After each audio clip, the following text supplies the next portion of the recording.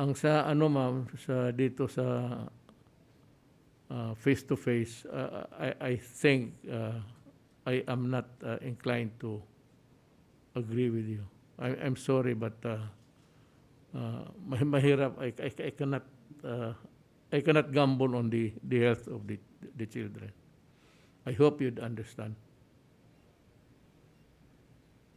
Oh yes, Mr. President, there are two bases for the Deped position on the matter of opening of classes and face-to-face.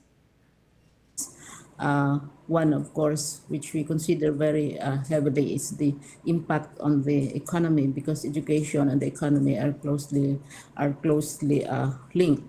The second, of course, is the legal basis for the opening of classes and all other activities. We have a law which was passed last year, Mr. President, wherein it is the President, upon the recommendation of the Secretary of Education, who will decide on the matter of opening of classes and therefore also on other activities. That part we are familiar with. We have all the data. But there is another aspect, and we recognize it, especially after this briefing and the meetings of the IATF, the matter of the health of our children and of our teachers, Mr. President. We're talking about 27 million children and 847,000 teachers. That is where, Mr. President, agreed with you, even as the public strongly excoriated and criticized and cursed the Department of Education. But we said that you are protected by law and you cannot play around with the UK variant. And this time again, always we try to keep ourselves prepared just in case, if things get better, if the numbers are flattened, and if there is more hope, then if you say open the schools, we will open the schools.